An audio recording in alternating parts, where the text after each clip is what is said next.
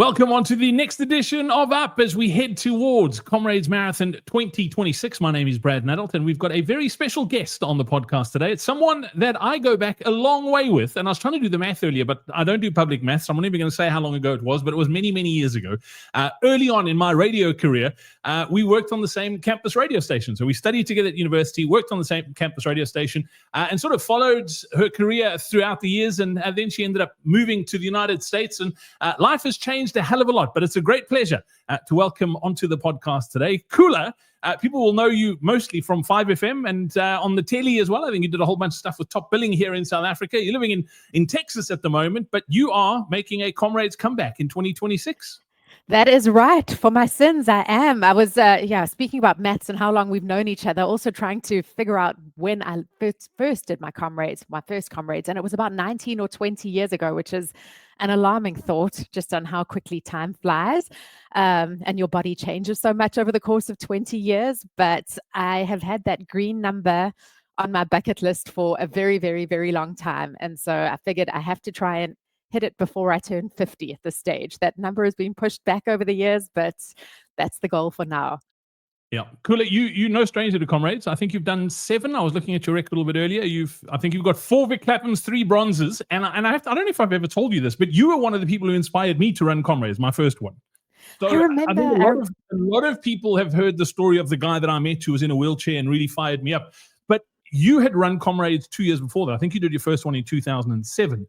And I had sort of followed your career and followed like what you were doing and saw you'd ran Comrades. And obviously having grown up in a Comrades house, I was like, flip, man, that is so cool. Koula has run Comrades. I have to do this race. So that was like the first seed that got planted. And then when I met Richard in 2009, that really fired me up. And it's been really cool to share that same stretch of road with you a couple of times. But I'm interested to hear the comeback story because lots of water has gone under that bridge since your last one. And I know firsthand experience how hard it is to make a comeback. I did my first one in 12 years in 2025. So it's not just 12 years, it's 12 years older. I hate to break the news to you. It does get harder the older you get, but lots has happened. So as I said in the introduction, a lot of people will remember you from here, being with 5FM, being on TV.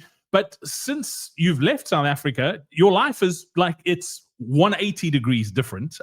Like if I told you that when we were at university in 2025, we'd be having this conversation and you'd be doing what you're doing, having the family you've got, you would have told me, Brad, you're mad. You're absolutely mad. Tell me what are you doing in Texas and what's life like for Koula in the US at the moment? Well, you're right. I would have told you that that you were nuts if you'd said anything like that. My husband and I moved to Texas end of 2012, so we're coming up on 13 years since we've been in the States now. PJ, my husband, is in the beef cattle industry, and just felt like there was a lot more room for growth for him for his career here. And I, very nonchalantly thought, well, I've got a good broadcast background. It'll be easy for me to slipstream into something here, which was not exactly how things worked out. So I've had to pivot a few times, worked at a marketing agency for a little while. And then we ended up having 2 sets of twins in 22 months. And so that derailed my running aspirations. The plan had always been to continue with Comrades. I love running. I'm not a phenomenal athlete by any chance. I just like finishing the race and finishing it in relatively good health. And so the first couple of years we'd been in the States, I'd come back to South Africa to do Comrades. Actually, the first time I flew back from the US to South Africa was my first ever DNF in any run. It was the up run. And so the up run and I have some unfinished business. I just hadn't factored in enough time for jet lag. And so the few nights before the race, I'd been there. I hadn't slept.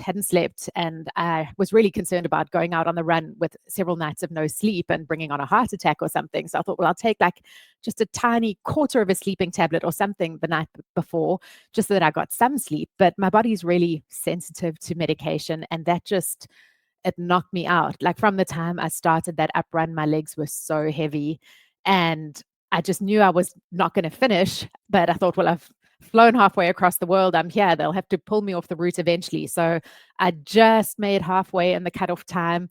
And eventually I got to the top of Polly Shorts and I missed that final cutoff. That's where I got stopped. So I came back and ran the down the next year, like figured out the jet lag situation.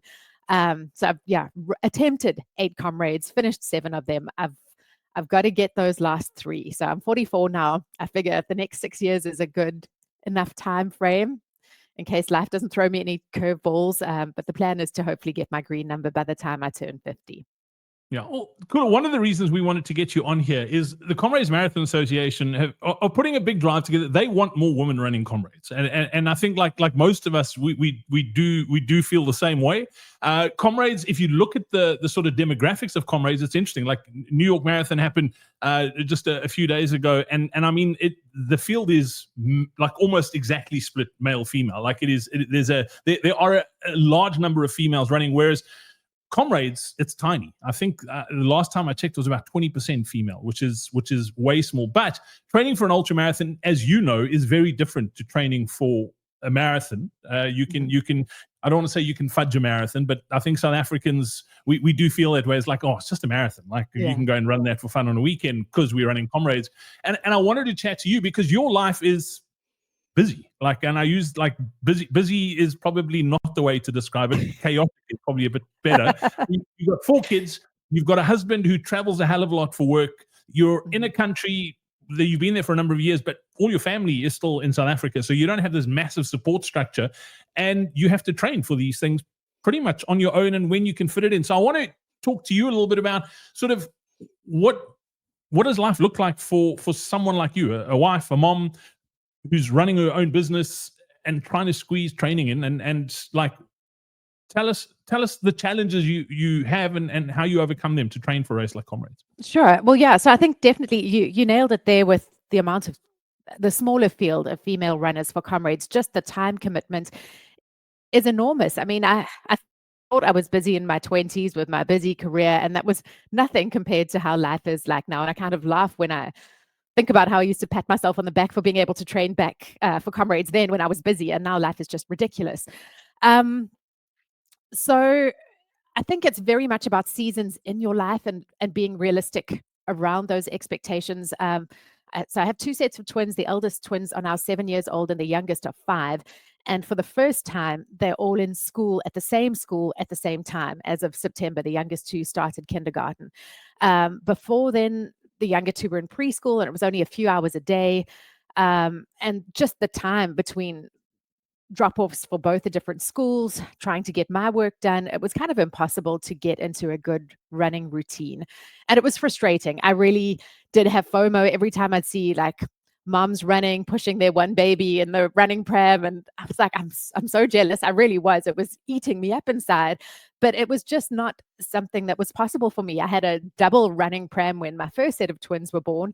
But that thing gets really heavy when you're trying to push 2 kids in there, and just the nature of having 2 kids that are the same age is just that the schedules and things, it's not just getting one baby down for naps and awake and fed, it's double the amount of work. And so life was just too much of a nightmare to try and run.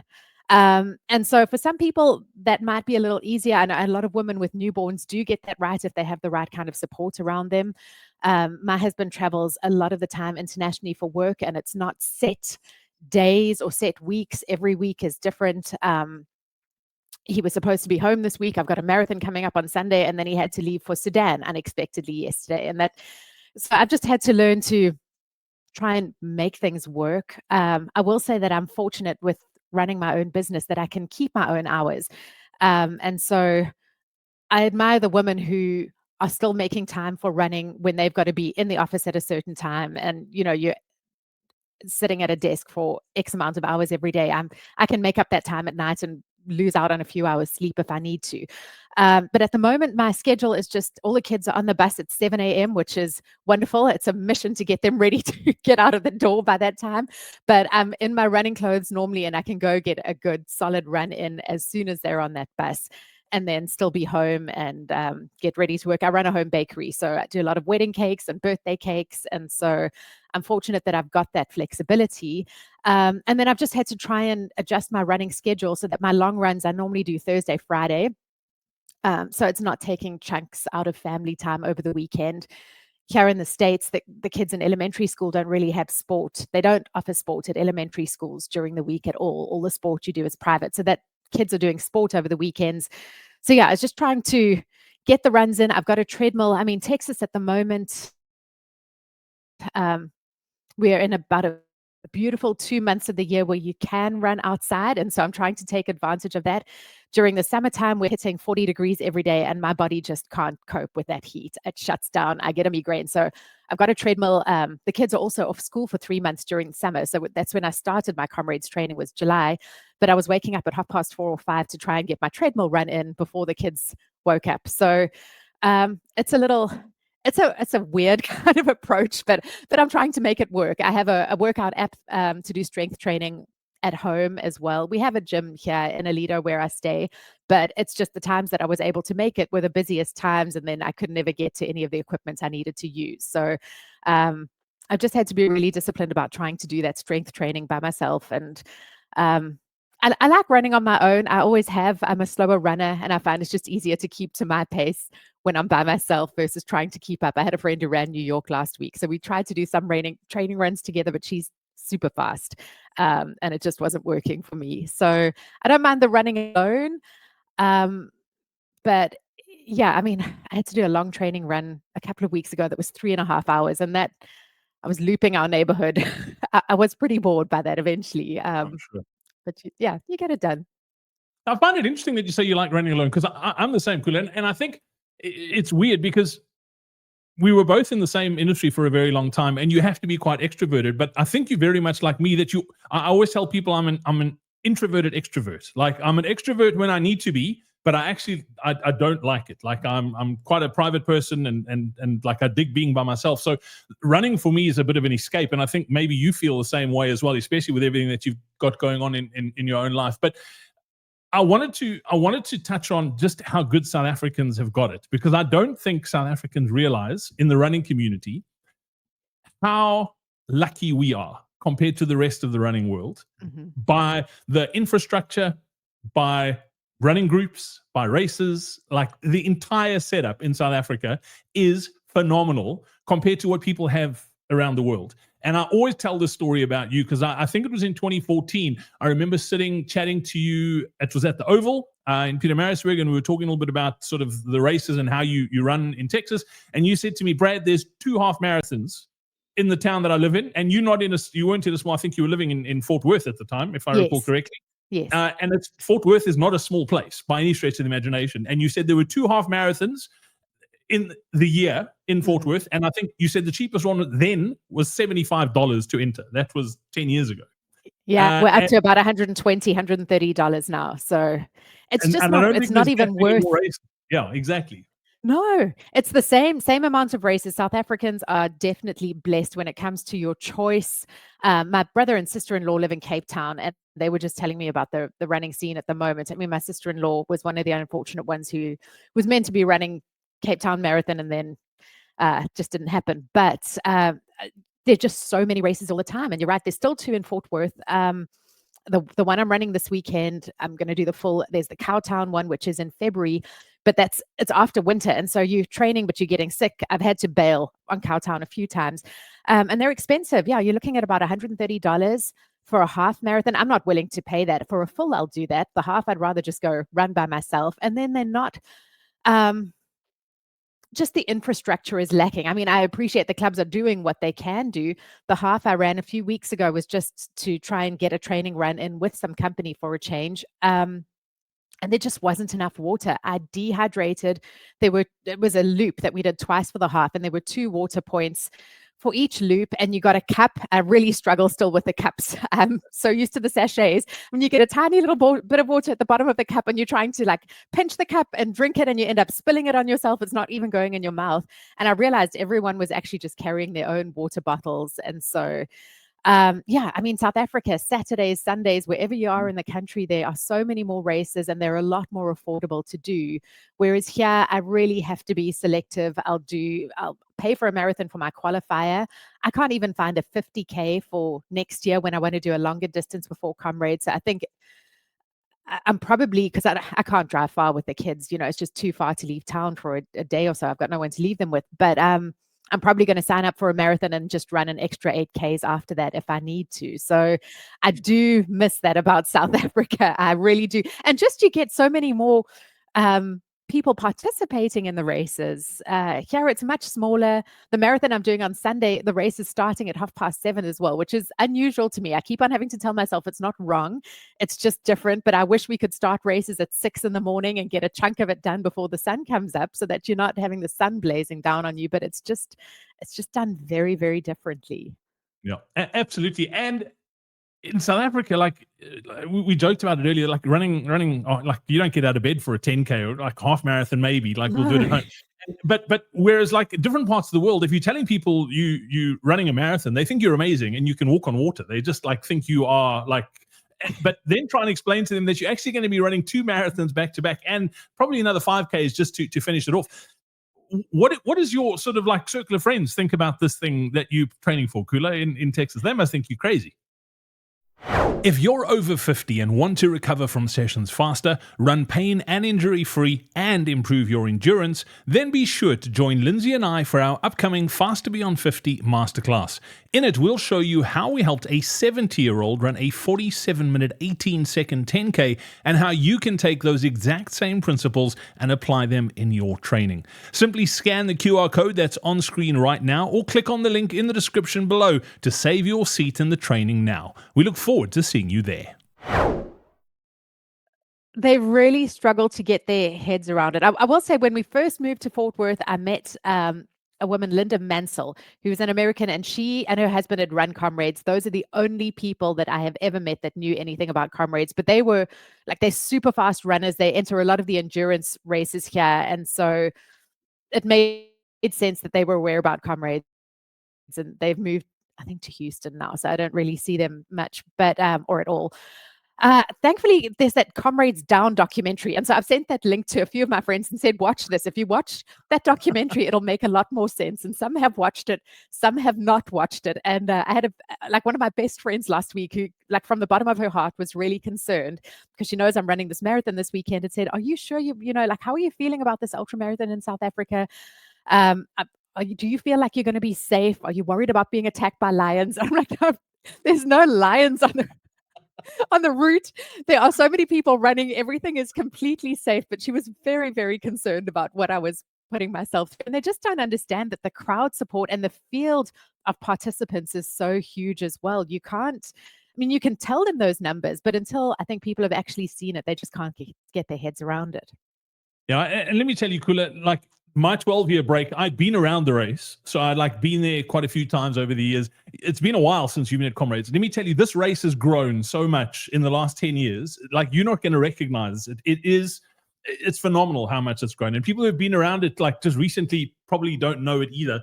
But I was looking at the finish numbers. I was looking at your record before this call. And I think the last one that you ran, I think there were only about 12,000 finishes. So, we're up to 22,000 entries. This year, there were almost 19,000 finishes, which is crazy. It's massive. Yeah, that's phenomenal. I'm excited about seeing how much it's grown next year. And then, of course, the 100th running the year after that is going to be mind-blowing. I'm really excited. I absolutely want to be a part of it. I know entries and people hitting those entry deadlines was a hot topic the last few days. And so it'll be interesting to see what Comrades does as well in terms of, I'm sure for the 100th running, surely they've got to accommodate more runners. You would think. What are your thoughts on that? Yeah, I think that is the plan. The struggle is infrastructure. And I've seen it in the debate again now with this year, with selling out so quickly, a lot of people saying just increase the entry cap. It's not as simple as just increasing the entry cap, because as much as the field has grown in the last 10 years, the road between Maritzburg and Durban hasn't changed. So there's still, especially as you're coming out of Maritzburg, it's going to be a down run in 2027 for the 100th. It's still the small, narrow 2-lane road that you've got to sort of funnel into. So obviously the changes they made in 2025 with the 2 starts and that sort of thing will allow more people to start the race. But the challenge is that bottleneck once you go over Polly Shorts and heading out to Elveston. So short of building a bigger road, which is not Comrades' mandate, that's provincial government, I don't see how they can do it. That they will obviously try and increase the numbers. But whether there's been speculation that they're looking at 35,000. Will they ever be able to get to 35,000? I don't know. I doubt it. With the infrastructure, the road infrastructure that's there now, I don't think it's possible, short of having a staggered start that not everybody starts the same sort of time. That makes it really difficult, because then you've got people finishing the race in the dark in Durban, and there's challenges that come with that as well. And then you also lose out on all the traditions. So if you have multiple starts, almost like a New York Marathon where it's staggered, yeah, I mean, one of the things I think we all love about this race are the traditions. And yeah, I think if you do lose those in exchange for more numbers, you lose the essence of what this race is all about. That's just my opinion. I know other people have other opinions, and they'll probably have a lot to say in the comments. But yeah, it's I think it's a tough decision. I wouldn't want to make it. One thing I am going to punt, and I know you were too, and that's how we got our interest in, is join the Comrades Marathon Association. Like, that solves a hell of a lot of problems. You can enter before everybody else does. So if you're not a member of the CMA, that is one of the perks, but you also get to sort of help dictate where this race is going and what they're going to be doing. So I know you are a member of the CMA, Koula. I think you joined. Yes. You got an entry.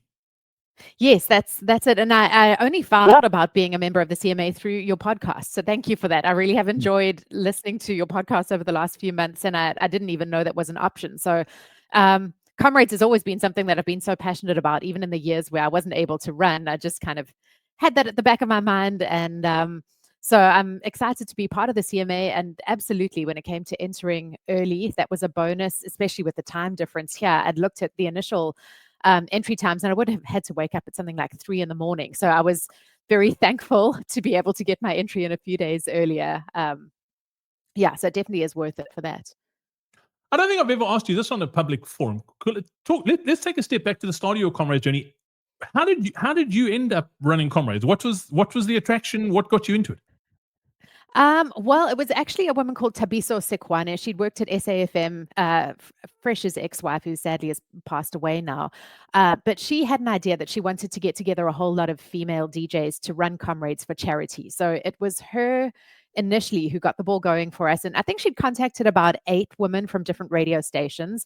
Back then I had a pink mohawk, and, I was the punk rock DJ, and it just seemed unlikely that I would be able to finish something like that. And I love proving people wrong. So we had 8 months to go from the start of Thabiso's concept to actually completing Comrades, and none of us were runners. So we started out, I think, as a group of 8. Eventually it was just Thabiso and I that lined up for Comrades. But she got hold of Nick Bester, and he had put together a Comrades for Dummies finishing plan for us. And so we had these 8 months to just hit, our first milestone was a 5K in a certain time, and then 10, and then half marathon. And we had I think Reebok on board as a sponsorship, and so the marketing manager from Reebok ran with us, which was quite cool as well, because it was his first Comrades.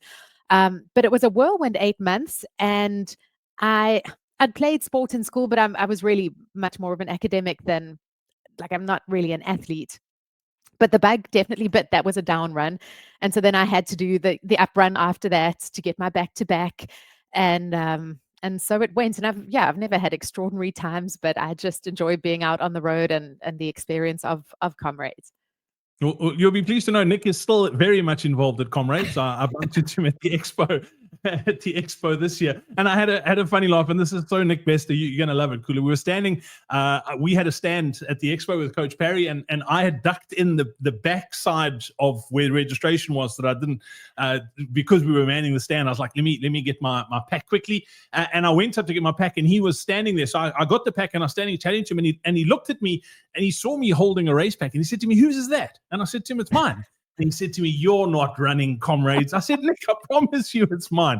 He goes, No. He says, "You're too big to run Comrades these days." I said, "Nick, have a look whose name is on this number." And he took my number out, and he was like, "There is no ways." So I said to Nick, "I'm running Comrades." So nothing has changed over the years. I think every year I've run Comrades, Nick has given me grief. And true to form, he did it again in 2025, which is pretty much par for the course, I think.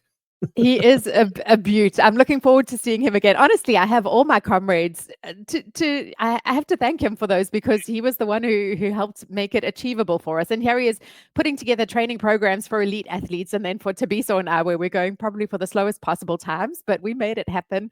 And we used to ask him all the time, like, "Nick, what should we be eating?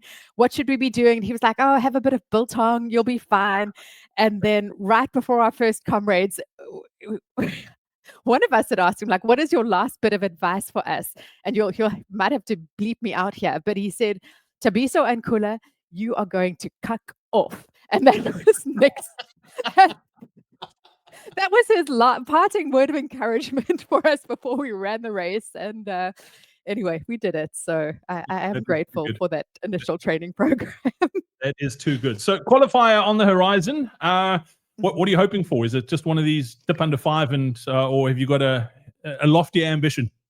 No lofty ambitions. I mean, a 4:30 would be nice, a sub 4:30, like even a 4:29, but as long as it's a sub 5 and I can get a qualifier in, that'll be good. There is another marathon I can do in February, but like I said a few minutes ago, just winter time here is rough. We get down to like -10, ice and snow. Generally, all the kids are sick and I get sick, so I end up losing a chunk of training time. I'd rather not try and have to qualify coming out of winter if I don't have to. Well, if it makes you feel any better, Koula, Alberto Salazar won Comrades and did all his training on a treadmill. I'm not saying that was the only thing. Knowing Alberto Salazar's background with all the dodgy stuff that was going on, I'm pretty sure it wasn't the treadmill, but he did all his training on the treadmill. So, yeah, I'm not saying you need any more help, but the treadmill was good for him. So just thought I'd let you know. Yeah. Okay. Absolutely. Thank you. That's very encouraging. Cool, as always. So great to catch up. Thank you so much for your time today. Best of luck this weekend. I'll be crossing fingers and toes and sending positive vibes to Texas that you get your qualify. Just word of advice from me: don't hang out at the back like where I hang out, like 458s, 459s. It's very stressful. Okay, you don't want that. Hey, you finished Comrades this year. Like I was reading all your updates in the nick of time there, Brad. I admire you. Well done. You got in, so that's phenomenal. Yeah, we're going for an 11:59 back-to-back next year. That's the plan. Is to get to that again for the uprun.